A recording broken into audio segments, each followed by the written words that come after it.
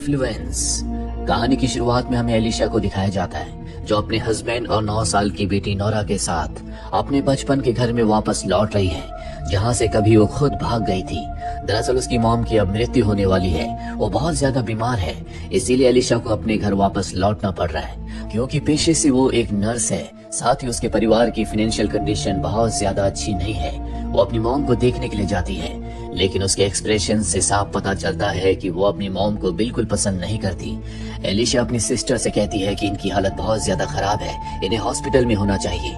उसकी सिस्टर बताती है कि उन्होंने अपनी विल में लिखा है कि वो घर पर ही अपना इलाज करवाना चाहती हैं, और अब एलिशा इस शहर में इस घर में वापस लौट चुकी है जहां वो कभी लौटना नहीं चाहती थी।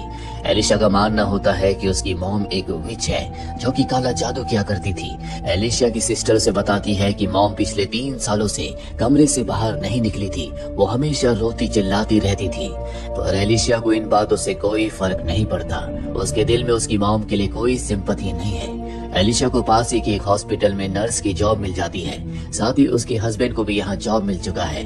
एलिशा की बेटी को इस घर में आने के बाद अजीब अजीब से सपने आ रहे होते हैं, जिसमें वो देखती है कि उसकी ग्रैनी के बेड से एक छोटी सी लड़की उठ रही है, जो सपना देखकर वो डर जाती है।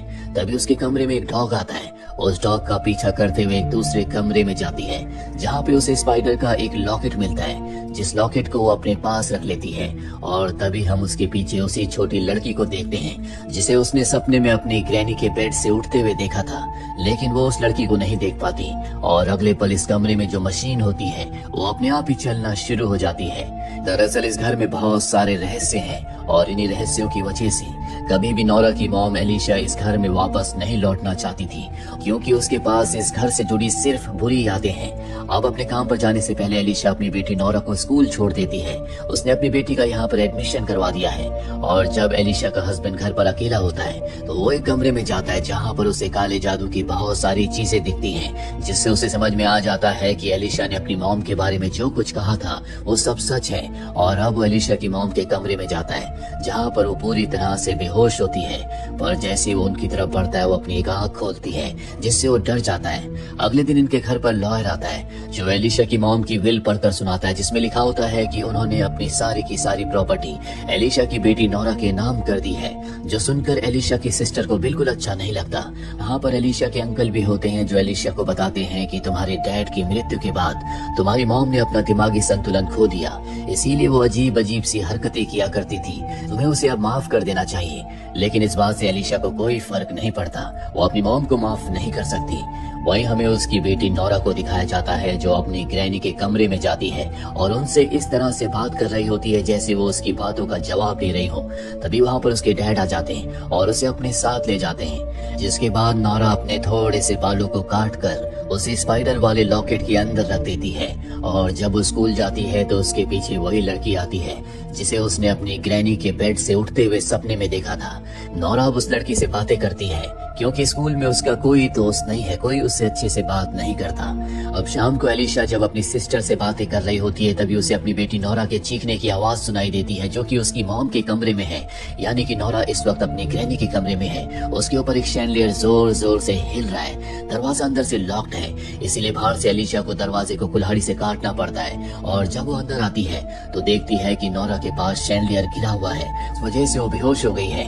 ये दोनों से एक दूसरे कमरे में लाती है, जहाँ पर एलिशा की सिस्टर देखती है कि नोरा के पास स्पाइडर वाला लॉकेट है, जिसे देखकर वो हैरान हो जाती है, क्योंकि ये इनकी मॉम का लॉकेट है। वो एलिशा से कहती है कि तुम्हें नोरा का ध्यान रखना होगा, मुझे लगता है कि हमारी मॉम नोरा को उसी मिरर के सामने ले जाना चाहती है, जिस मिरर के सामने बचपन में वो हमें ले गई थी जब हमारा कजन हमारे घर पर आया था, जिस मिरर में हम सब के सब बूढ़े दिख रहे थे। एलिशा बचपन की सभी बातों को जानबूझकर भूल गई थी, क्योंकि वो बहुत ही दर्दनाक थी। और अब जब उसे याद आ जाता है तो वो अपनी मॉम के कमरे में जाकर उनके ऑक्सीजन को बंद कर देती है, लेकिन वहाँ पर उसका हस्बैंड आकर ऑक्सीजन को दोबारा से ऑन कर देता है, जिससे उसकी जान बच जाती है। इसके बाद घर में जितने भी काले जादू की चीजें होती हैं, ये उन सब चीजों को बाहर ले जाकर जला देते हैं। और जब ये ऐसा कर रहे होते हैं तो नोरा अंदर से इन्हें देख रही होती है। जब ये अंदर जाते हैं तो नोरा अपनी मॉम से पूछती है, आप क्या जला रहे थे? वो कहती है कि घर की फालतू चीजें थी। वहीं बाहर जहां इन्होंने चीजों को जलाया था, वहां पर वही बच्ची आती है जिसे नोरा ने अपने सपने में देखा था, जो स्कूल में भी उसके पास आई थी। वो उन जलते हुए अंगारों पर चल रही होती है। साथ ही वो एलिशा की मॉम की आवाज में कुछ न कुछ बोल रही है। ऐसा लगता है जैसे एलिशा की मॉम ने उसके शरीर पर अपना कब्जा कर लिया है। अगले दिन एलिशा की सिस्टर जब अपने स्टोर में होती है जहाँ पर वो जॉब करती है, तो एक मास्क को देखकर उसे अपने बचपन की याद आती है, जहाँ उसकी मॉम उसके ऊपर एक रिचुअल को परफॉर्म कर रही है। और उस रिचुअल के दौरान उसने उसके एक दांत को उखाड़ दिया था, जिससे उसे बहुत तकलीफ हुई थी। आज भी ये बुरी यादें उसके साथ है। वही नोरा के पास वो बच्ची आती है जिसे उसने सपनों में देखा था। दरअसल अभी दोनों फ्रेंड्स बन चुके हैं और अब वो बच्ची नोरा को वही स्पाइडर वाला लॉकेट देती है जो नोरा की मॉम की सिस्टर ने ले लिया था। इसके बाद जब नोरा स्कूल जाती है तो उसकी क्लासमेट उसकी फैमिली के बारे में कुछ बोलती है, जो सुनकर नोरा अपना आपा खो बैठती है और उसे बहुत बुरी तरह से घायल कर देती है, जिस वजह से उसे स्कूल से कुछ दिनों के लिए रेस्टिगेट कर दिया जाता है। वहीं एलिशा की सिस्टर एलिशा को बताती है कि मुझे लगता है कि वो स्पाइडर वाला लॉकेट जिससे बचपन में हमारी मॉम हमें कंट्रोल किया करती थी, अब वो उससे तुम्हारी बेटी नोरा को कंट्रोल कर रही है। ये उस लॉकेट को ढूंढने की कोशिश करते हैं, लेकिन इन्हें वो लॉकेट नहीं मिलता। अगले दिन एलिशा की सिस्टर जब अपने स्टोर से वापस आ रही होती है, तभी वहाँ पर नोरा उसी दूसरी छोटी बच्ची के साथ आती है जिसके शरीर पर उसकी मॉम का कब्जा है। वो उसकी मॉम की आवाज में कहती है, क्या तुम स्पाइडर वाले लॉकेट को ढूंढने की कोशिश कर रही हो? जब वो अपनी मॉम की आवाज सुनती है तो बहुत ज्यादा डर जाती है, क्योंकि बचपन से ही वो अपनी मॉम से बहुत ज्यादा डरती है। उसकी मॉम की आवाज में वो बच्ची कहती है कि वो लॉकेट गार्डन में है, हमारे साथ आओ और उस लॉकेट को निकाल लो। और अब गार्डन में जाकर वो गड्ढा करना शुरू कर देती है। जब वो बहुत गहरा गड्ढा कर लेती है तो नोरा कहती है, क्या तुम इस लॉकेट को ढूंढ रही हो?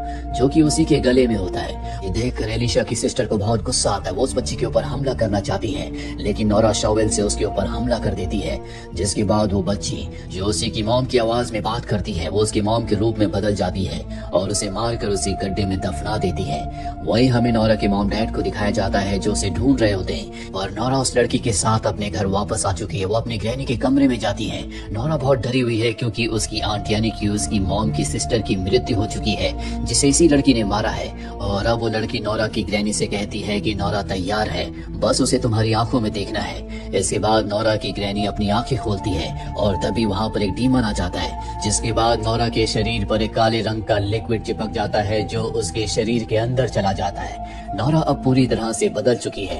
अगले दिन एलिशा को दिखाया जाता है जो अपनी सिस्टर के लिए बहुत परेशान होती है। उसे नहीं पता कि उसकी सिस्टर की मृत्यु हो चुकी है और जहाँ पर उसकी सिस्टर को दफनाया था वहाँ पर उसका डॉग घूम रहा होता है। तभी नोरा वहाँ पर आती है और उस डॉग को लात मारकर वहाँ से भगा देती है, जो एलिशा देख लेती है, पर एलिशा को शक नहीं होता। इसके बाद एलिशा अपने हस्बैंड के साथ पुलिस स्टेशन में जाकर अपनी सिस्टर के गायब होने की रिपोर्ट लिखवाती है। वही नोरा घर पर अपनी ग्रैनी की अलमीरा को खोलती है जिसके अंदर एक बॉक्स होता है, और जब वो उस बॉक्स को खोलती है तो उसके अंदर 3 लॉकेट होते हैं। उन लॉकेट में से एक लॉकेट के अंदर उसकी मॉम की सिस्टर का वो दांत है जो बचपन में उसकी ग्रैनी ने उखाड़ लिया था। दूसरे लॉकेट में एक नाखून होता है और तीसरे लॉकेट में एक उंगली। अब नोरा उस कमरे में जाती है जहाँ पर उसकी ग्रैनी है, वहाँ पर उसकी मॉम भी होती है। वहाँ जाकर वो अपनी ग्रैनी के ऑक्सीजन को बंद कर देती है और कहती है कि अब मुझे शरीर की कोई जरूरत नहीं है। इसका मतलब ये है कि उसकी ग्रैनी की आत्मा अब उसके शरीर के अंदर आ चुकी है, जिस बारे में उसकी मॉम एलिशा को पता चल जाता है, क्योंकि उसका बिहेवियर बिल्कुल उसकी मॉम की तरह होता है। वो उसके ऊपर हमला कर देती है, लेकिन तभी वो उसकी बेटी नोरा के रूप में आ जाती है। इसका मतलब ये है कि जब चाहे वो उसकी बेटी नोरा के शरीर में आ सकती है और जब चाहे उसके शरीर से जा सकती है। रात को जब ये पूरा परिवार डिनर कर रहा होता है तो नोरा के हस्बैंड उससे पूछते हैं कि तुम्हारे डैड की मृत्यु कैसे हुई थी। वो बताती है कि एक रात को हम अपने डैड के साथ हाइड एंड सीक खेल रहे थे।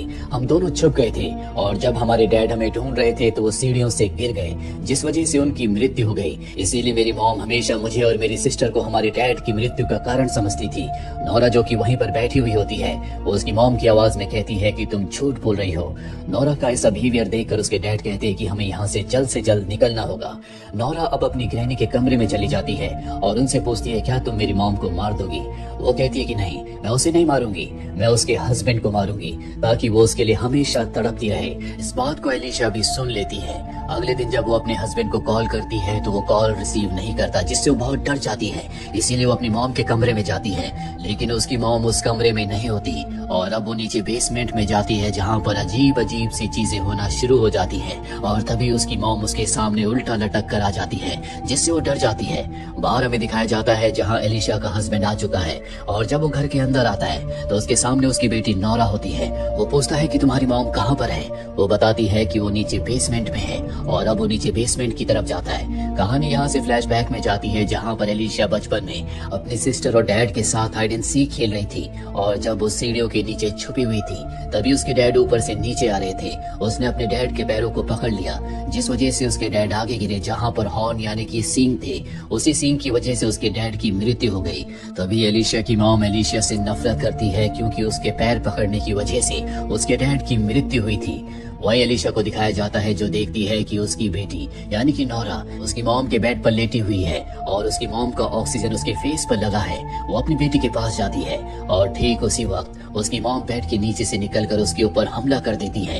यहाँ पर अब एलिशा का हस्बैंड भी आ चुका है, जो अपनी वाइफ एलिशा को बचाने के लिए उसकी मॉम के ऊपर कई बार हमला करता है, जिससे वो वहीं फ्लोर पर गिर जाती है। वो अब अपनी जिंदगी की आखिरी सांसें ले रही है, लेकिन ठीक उसी वक्त उसकी बेटी जो उसके पीछे होती है उसके ऊपर चढ़कर उस पर हमला कर देती है। वो अपनी बेटी को नहीं देख सकता, इसीलिए वो उसे खिड़की से नीचे फेंक देता है, जिससे वो बुरी तरह से इंजर्ड हो जाती है। एलिशा का हस्बैंड देखता है कि उसने अपनी बेटी को ऊपर से नीचे फेंक दिया। वो इस सदमे को बर्दाश्त नहीं कर पा रहा होता। वही एलिशा को पता है कि अगर उसकी मॉम जिंदा रहेगी तो उसकी बेटी भी जिंदा रहेगी, इसीलिए वो अपनी मॉम को बचाने के लिए उन्हें सीपीआर देती है, जिससे उनकी जान बच जाती है। और ठीक उसी वक्त नोरा जो नीचे गिरी होती है वो भी अपनी आंखें खोल लेती है। इसके बाद हमें एलिशा की मॉम को हॉस्पिटल में दिखाया जाता है, जो कि अब पहले से बेहतर है। और जब वहाँ पर कोई नहीं होता तभी वहाँ पर नोरा आती है और कहती है कि अब आपको रोशनी की दुनिया में जाना चाहिए, आपका वक्त पूरा हो चुका है। इसके बाद वो उनकी ऑक्सीजन को बंद करना चाहती है, लेकिन तभी उसकी ग्रैनी अपने हस्बैंड को देखती है जो कि नोरा के पीछे होते हैं। वो एक डीमन में बदल जाते हैं। उन्हें सब कुछ याद आ जाता है कि किस तरह से नोरा की मॉम की वजह से उसके हस्बैंड की मृत्यु हुई थी।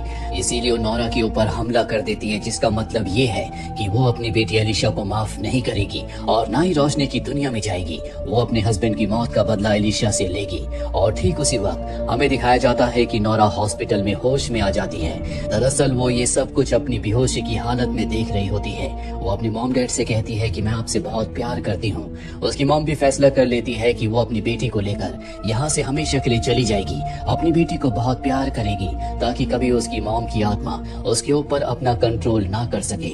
ये सब के सब यहाँ से हमेशा के लिए निकल जाते हैं। नोरा जो गाड़ी की पिछली सीट पर बैठी होती है, वो गाड़ी की सीट को अपने नाखून से स्क्रैच कर रही होती है, ठीक उसी तरह से जिस तरह से उसकी ग्रैनी किया करती थी, जिसका मतलब ये है कि उसकी ग्रैनी का अब भी उस पर पूरी तरह से कंट्रोल है।